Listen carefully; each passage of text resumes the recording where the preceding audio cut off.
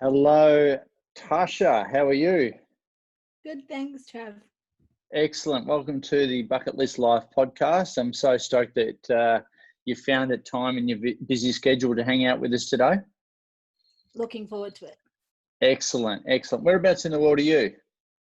We're based in Perth. We work across Australia and New Zealand, but operate out of Perth, which at the moment means we're stuck in Perth. Yeah. Well, look, we're right in the middle of COVID-19 and quarantine and lockdown and isolation. And how has this been treating you? Have you been adapting okay around it? Yeah, look, I think that I've never been busier in terms of responding to clients' needs. So I keep having friends telling me about how many books they're reading and poetry exchanges they've joined, and I think that's ridiculous because I do not have time for such things. But it's been really interesting to see the different ways that people are affected and different organizations and industries affected, and I'm a bit of a curious person, so this is an interesting time. I'm finding it really awesome to be able to be involved in supporting people through what is certainly a wonky time in the world. Yeah, look, when you're traveling, when we could travel, and let's imagine that you're coming back into Australia and you have to put on your incoming passenger card what you do for a living. What do you put on your incoming passenger card when you're going to another country or coming back into Australia? I put mental health consultant, which Mental usually health then ends in some jokes with the customs person asking, am I going to try and read their mind or something like that? So, yeah. Of course you don't. No. No, okay. All right. Even if you could, who would have the time or the energy? Crikey. I was going to say, sign me up. So we work in a number. Yeah, look, so mental health expert. So what brings you to be a mental health expert? Obviously, the psychology background and everything that goes along with it. What's been the history up until now? Okay, so I started off working in disability. So when I first left school a very long time ago now, I studied disability, and I really enjoyed the human development side of that and really understanding human behaviour and what was behind it. So I then went on and studied psychology and have done recently completed a Masters of Psychology, and am now conducting a PhD research into psychological wellbeing in the workplace. So as well as study, I've been working in this field now for 20 years, 20 years this year. So clearly I started when I was 5, if you can do the maths of that. But have worked in a lot of different organisational settings. Mainly the focus of most of my work has been how to help people with mental health issues maintain employment, and how to help workplaces not negatively affect the mental wellbeing of their staff. Yeah, right. And you just before we went on to onto this podcast, is you did a session with some leaders, and then tomorrow you've got a session with their employees. Tell me about the kind of typical work that you do there. I'm really interested, especially in the middle of the coronavirus and what we've got to deal with there. And I've got so many questions about this. but what's the kind of typical job entail? Well, it's gone from everything almost being live to now all of it being online. Working with leaders is generally at the moment about how do they recognise the psychological injury risks for their teams. So at the moment, with so much change going on and so much additional pressure for people, organisations have responsibility to create psychologically safe workspaces.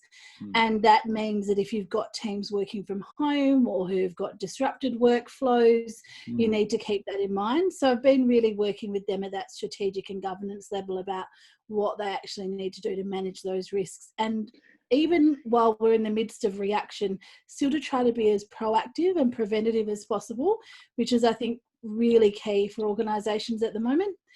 When I'm working with the employees, the focus is a lot more on how to look after yourself and each other. So, of course, that's part of what we're doing with the leaders as well, but they've got different responsibilities, so they also need the strategic content. Whereas with the employees, it's really about recognising that all of us are going through a massive time of adaptation, and it'd be a bit unusual if we didn't have different ways that we were processing and different needs. So how do we stay connected together amidst all of these changes, and how do we proactively look after our own mental health needs as well as support people around us? We're about, what are we, about 2-3 weeks after, this really coming and well, call it the corona cyclone entering Australia.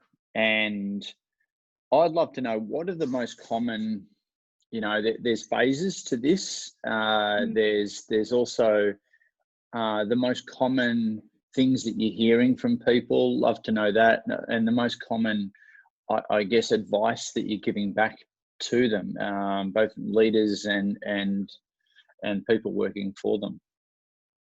One of the most common models that I'm using is a model of the process of change. It's a model by, so the reference is Adams, and their model, which I'm happy to share with you later, Trav, their model looks at the fact that it's a bit of a wave. And so we go through the wave of initial shock down into despair and despondence, and then up into integration and acceptance. And so when looking at that, what we're wanting to be really aware of is that we're not all going to ride that wave at the same time. And we're not all going to, right? And we're not all going to need the same supports to get through that wave. So I'm naturally quite an optimistic and curious person. So I tend to bounce through those waves really quickly, which can really annoy the bejesus out of everyone around me if I don't actually recognize that they're not also at the same point.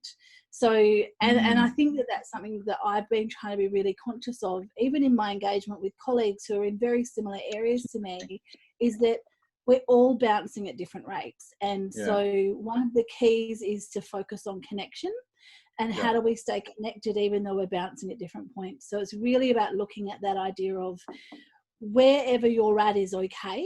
There's no shaming or blaming about where you're at, but it is about acknowledging and accepting it. So based on where you're at, what do you need? And it's about being able to articulate that to ourselves first and acknowledge that to ourselves, and then to each other. And if I think back to the conversation this morning with the CEOs I had, there were a couple who were really not in a great place, but they were talking about how they were having to put on a mask. And I think that masking is really risky. I think that we risk authenticity and integrity when we're masking. And so it's not about them using their staff as their counsellor, but it is about being authentic and saying, you know what, I'm really struggling as well. And this is how we connect together, is by being genuine and real, but not expecting anyone else to take responsibility for us. So being genuine about where we're at, and then going, and so therefore, based on where I'm at, this is what I need. And being able to be explicit about that, I think, is really important. We've got to, as leaders, I guess, or just as people, whether it be leaders of a company, leaders of our family, leader of our peer group, we've got to put our own oxygen mask on first before we can go out and help others. And we, we're speakers, we're coaches, we're out there and maybe on social media and that sort of thing. But we've got to put our own oxygen mask first, on first, where we've got to look after ourselves first. Are you finding that a lot of people are going out there and trying to save the planet, but they're actually crumbling on the inside? Yeah, and that's not too unusual to what happens often, is it? But pre-coronavirus, it was already happening. Yeah, right. It's just escalated now. This is just an escalation of what was already happening in our worlds, right? It's just that this is now ramped up and it's a lot harder to hide from it. But we know that there are sometimes people who go through life trying to focus on everyone else so they don't have to focus on themselves. And sometimes it's much easier. If what you've got to focus on is big and messy, it can be much easier to deflect and focus on other people first. But Brené Brown, who I'm sure you're familiar with her work, Brené Brown says, if you're going to heal the emotion, you have to feel the emotion. And I think that's really, really critical to remember at the moment. You can't be in a point on that curve where you're down feeling really overwhelmed and you just slap on that mask and expect that you can move through. The emotions are going to come up and curl around you and suck you down under it. So you do have to put your own life jacket on first. And life jacket doesn't mean you have to pretend you're awesome. It means that you have to go, hey, I need some stuff. And that's a great equalizer. That space of vulnerability that we can create for ourselves and each other is really important at the moment. Yeah, that's huge. And so what's the kind of, advice that you've been giving to those people, let's call them the leaders, first and foremost, what sort of advice have you been giving them as of late? In terms of how to lead others, first it's self-leadership. So Yeah. this is critical, I think, is that leaders must always be willing to lead themselves first, because you can't authentically lead others unless you're willing to look warts and all at yourself. Yeah. Unless you're willing to make mistakes and stuff things up and recalibrate from those, it's not going to be socially safe for other people to make mistakes around you either. Yeah. And so it's a real opportunity for them to lead at this point where I heard this great speech by the head of the World Health Organization about a week ago. And he said, there's no time at the moment for perfection. We have to be willing to just make mistakes. And I think that is so critical in the world in general, but it's certainly important at the moment. As long as we're leading from a values base, where we're leading with good intentions, we know why we're taking the actions we're taking, we are going to have to take some risks, and not all of those are going to play out. As long as it's safe to take those risks, as long as they've been done in a way that's open and transparent, as long as it's safe to then fail sometimes, then we're actually going to get through this together. The risk is when people disconnect. It's interesting, isn't it? Like probably now more than ever, we've got more of a license to be even vulnerable, to stuff a few things up, and the world, the people around us are probably more accepting of that more than ever. Would you agree? Absolutely. Absolutely. And I think that there's that generosity of spirit there, which we need to try to capitalize on, and we need to foster it. And that's part of that, when people are at different points of the curve, not shaming them and not being at the same point as you, but being empathetic and going, I wonder what's going on for them that they're still there, and I wonder what they need. Yeah, that's so critical, isn't it? Well, how would you, I've got so many questions for you. So this is really, really interesting and so pivotal, because, in the work that we do out there, like we have contact with a lot of people, being speakers and coaches and running consultancy businesses and stuff. I want to go back to something you said about define self-leadership as far as you're concerned. So it's about knowing yourself, being able to get a little bit messy with yourself, and being able to ask for the supports that you need for yourself. Love it. That is great. And so that self-awareness is so critical before we can go and help other people. And how big of a problem was mental health or workplace mental health prior to coronavirus? Massive. Massive. And it has define massive. Like you're dealing with Australia, of course. Let's look at globally, and then let's bring it down to Australia. Okay, so in general, the statistics tell us 1 in 5 of us in a year will have mental disorder. So that's not we'll have a wonky day, but something that's at that diagnosable level. So it's ongoing, affecting your functioning. You can't just get out of it. So 1 in 5 of us in a year, half of us in our lifetime. And when we look at that, that's a heck of a lot of people around us. Not all of those people are going to be needing additional support in the workplace. In fact, what I find in workplaces is often people who have already got something that they're getting treatment for probably have the least impact in the workplace. But people who are in denial, not wanting to believe it could be true, really struggling with that self-stigma, that's where it can become quite problematic. So if we're looking overall, 1 in 5 of us in a year, 1 in 2 of us in our lifetime, it perplexes me that there is still stigma about something that affects half the population, right? If it's half of us affected, we just need to get over it and start dealing with it, and start looking at what's going on in our world that maybe we can influence positively to stay connected to each other. And it's not about, it's really important, particularly at the moment, there's a big focus on connection, and we have to make sure that it's valuable connections. It's not unidirectional. It's not, I'm going to give you help, I'm going to give you help, I'm going to give you help. It's how do we engage together and have a value exchange together. That's really critical for true, genuine connection. Yeah. If we bring and this that coronavirus or no coronavirus, right? This is just absolutely, what we're going to do. Yeah. Okay. If we bring that down to Australia in terms of the statistics, the latest estimates around $17 billion per year to Australian businesses is the cost of mental health issues not being addressed properly. Wow. Now define, let's peel it back to the basics here. Define mental health. You know, what is mental health? What's categorized in that category? Okay, so the term gets used quite loosely, and so it does, yeah. It can be a little bit confusing, I find a little bit confusing. If we think about mental health as the overall state that we all have, right? We all have mental health, just like we all have physical health. Sometimes we're doing better, sometimes we're not doing as well, right? So I always think of, there's this single continuum model of mental well-being that I use mainly in my work. And so it's, imagine we've got a string, and at one end of that string, there's someone who's not traveling so well, and they're possibly disconnected, their coping skills are not enough, they're feeling quite overwhelmed, they might be having difficulty in terms of managing thoughts, emotions, behaviours, and that if they saw the right medical professional, they could get diagnosed with a diagnosable condition such as anxiety or depression or psychosis, substance use disorder. They're the ones that we focus a lot in our work in workplaces. Really? So there's someone there at that end where things are a little bit wonky and a little bit out of whack. But if we go along that continuum to this side, we've got someone who's flourishing and positively engaged and doing really well, and no matter lives what in a stress utopian world of unicorns and rainbows.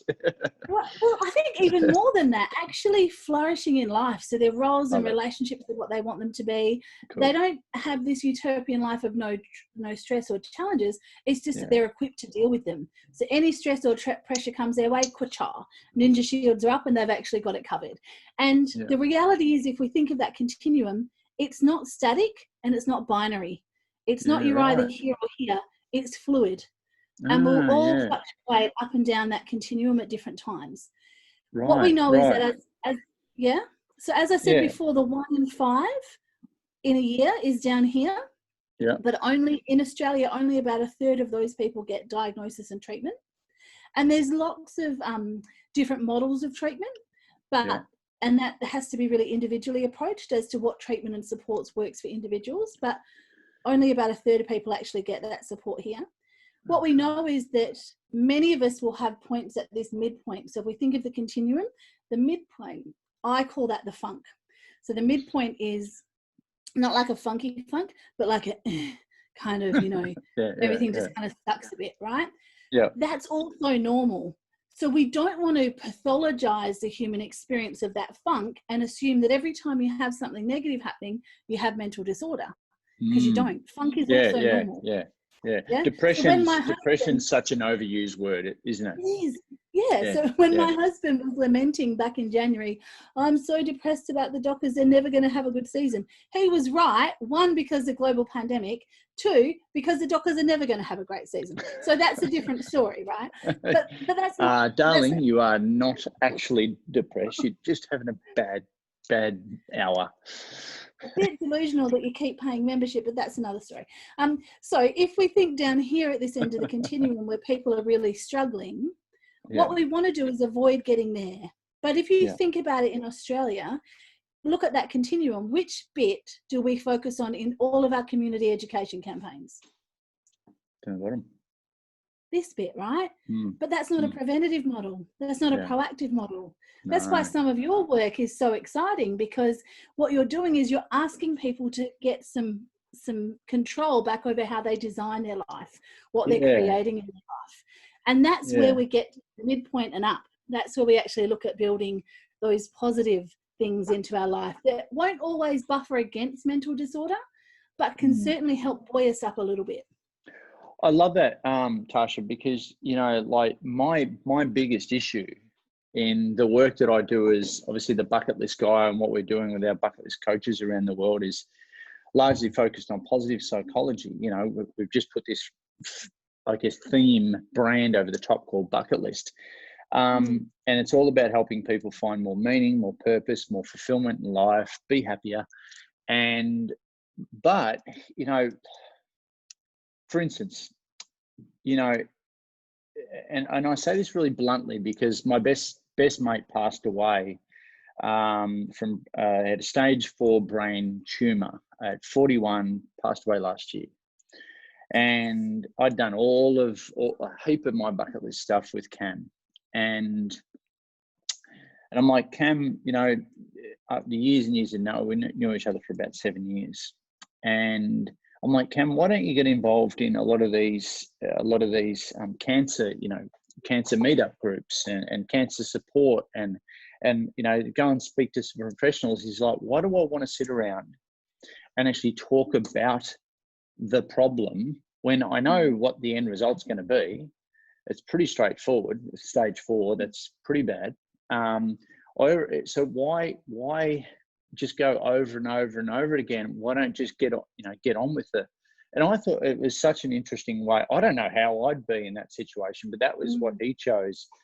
And so where do we, you know, going to your point, where do we stop talking about mental health and actually give people some real tools to, you know, to go on with and to get to a better state, to live a better life? How much of the stuff is out there just identifying the problem, and how effective are the tools out there, you know, as far as you see them publicly, you know, maybe government backed, but how effective are they actually helping people? Yeah, so I did my master's dissertation on how do we build our positive psychological well-being, and it was really fascinating doing it. It's like we'd planned that, but we hadn't. It was really fascinating doing the research of what is evidence-based. So, like you, I'm a lover of positive psychology, and that's where a lot of my work base has been. But it was really fascinating to see some really key themes come out, and one was that it is not a fail-proof preventer. So even you can do every positive psychology technique and you can still develop mental health problems. Definitely. And that's definitely. Yeah, so we just have to accept that, because life happens, right? And what we know is that at best it's putting on our life jacket and trying to keep us a bit more buoyed in those big waves. And so if we can be a little bit more buoyed for those big waves, like a global pandemic, then we might actually come through a little bit. Life jacket. Right, yeah. And hope everyone around you's got one as well. But if we can actually stay buoyed during these times, then we actually can come through with a little bit less collateral damage.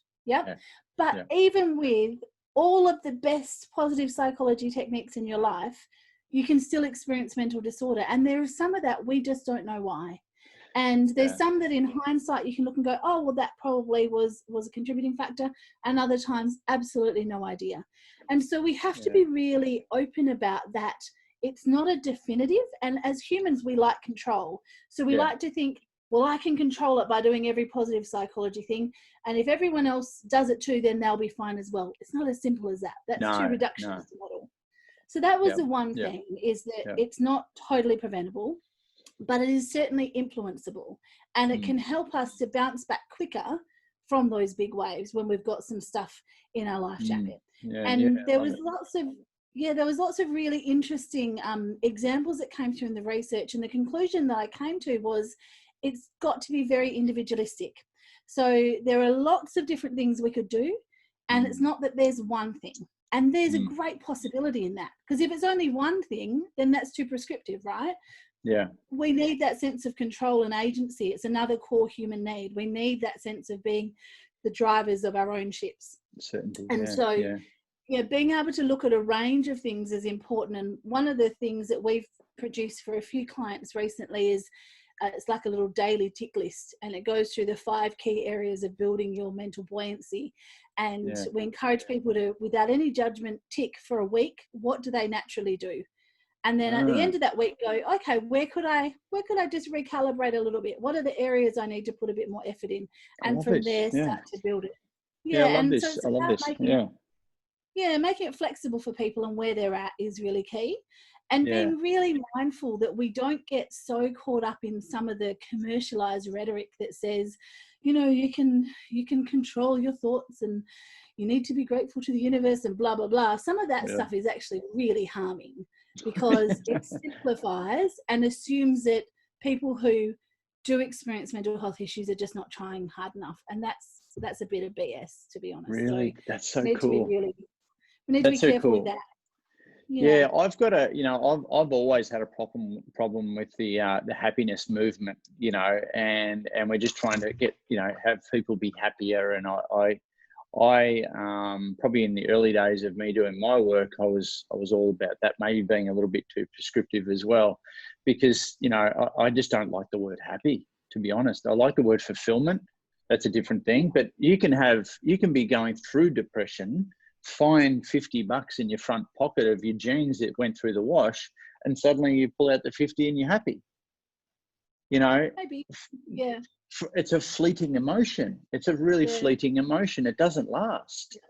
And so, but that's been the focus of a lot of people. Yeah, you could be depressed and have $1 million in the bank and not be happy. Yeah, 100%.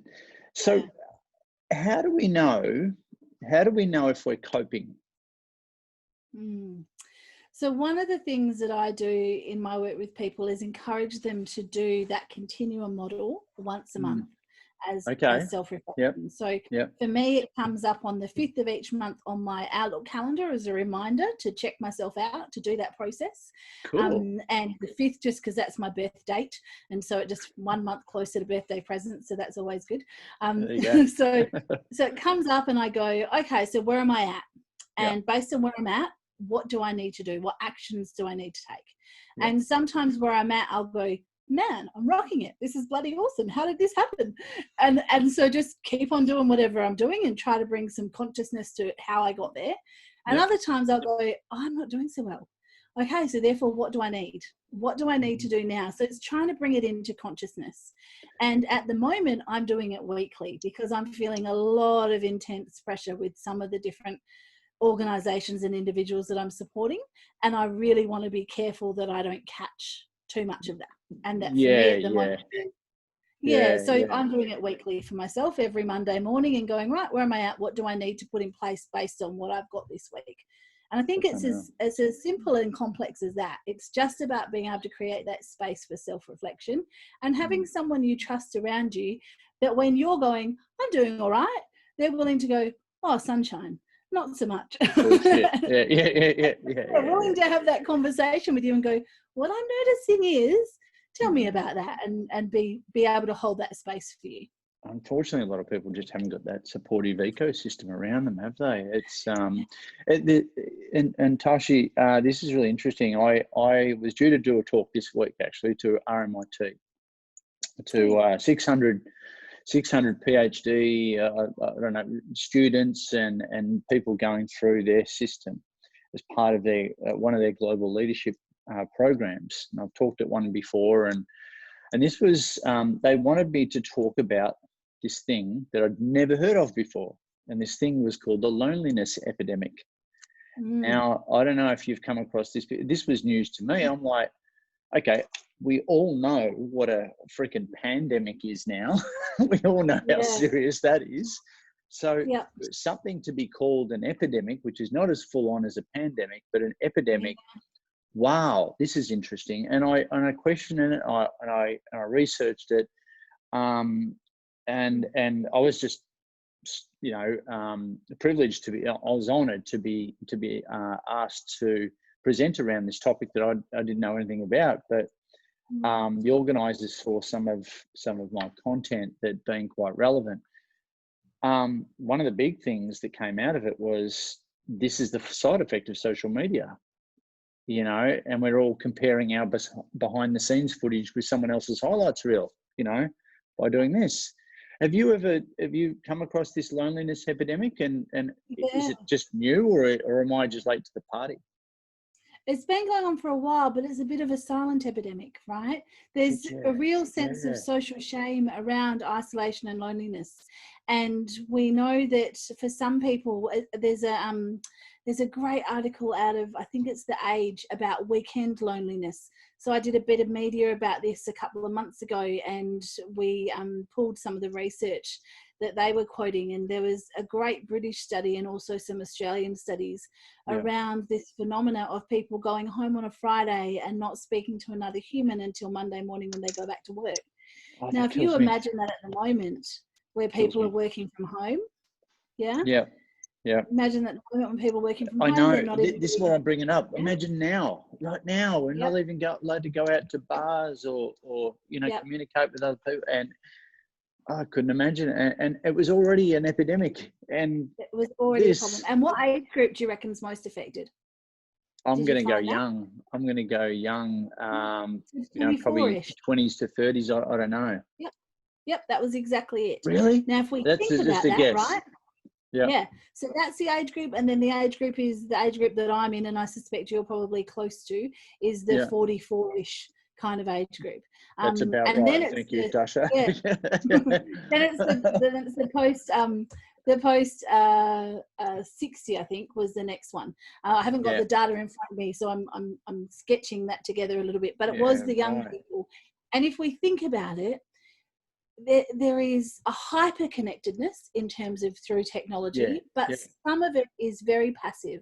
So like you say, they're viewing other people's feeds. They're not necessarily as connected. Engaging. If they are connecting, they're connecting in a different way. So I've worked with some young people who they do a lot of connecting with friends on games. So they might have global networks of friends, but they're connecting through the game, so through an avatar rather than through themselves. So that sense of belonging isn't going to be met through that avatar because it's not your true self anyway. Does that make sense? Oh, look, and the crazy thing is, I've got two 13-year-old boys here, and they're gamers, not full on, but they're playing through these avatars, playing through a handle, a name, and not being their true self. And gaming is so rampant. So it's interesting. There's some really good research around.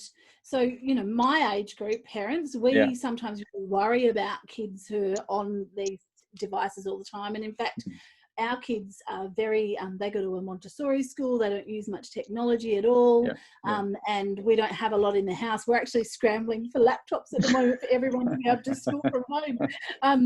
But what's really interesting is, we were doing some research late last year for a parenting book that we're bringing out about how to help your children to bloom. And my opinion was definitely technology has got to be controlled. And one of our researchers did a whole bunch of research, and he was like, Tash, the research doesn't support your opinion. That means it's an opinion rather than a fact. And I was like, find some more research because this is what I see when I'm working with young people and with families. And what I had to get to understand through the research was the technology isn't the problem. In fact, technology can be an amazing connector. Look at us now, right? Yeah, I know. Technology is a tool. It's when we allow it to have more space and control than just being a tool, that's where it's a problem. So for your boys being able to go behind an avatar and play online, there's some really excellent role playing there. That's great opportunities for them to play out some different things, which we do as teenagers, right? Let alone as older teenagers. But what we know is that there has to be some limitations around it. It can't be the only form of there's got to be some in-house rules. There's got to be some rules. Mind you, Tasha, too, if any of the technology breaks, guess who I go to first? So you're damned if you do. Has become my techie. Damned if you do, damned if you don't. We're all screwed. But no, you're right. It's the rules that we create within the family the most important. So this loneliness epidemic, I'm fascinated. Your thoughts on it. So how long has this been in vogue? How long has this been an issue? Or identified at least? There's been research I've read back about 8 years worth of research, 9 years worth of research that looks at the contemporary model of it. So that looks at what's happening with it now.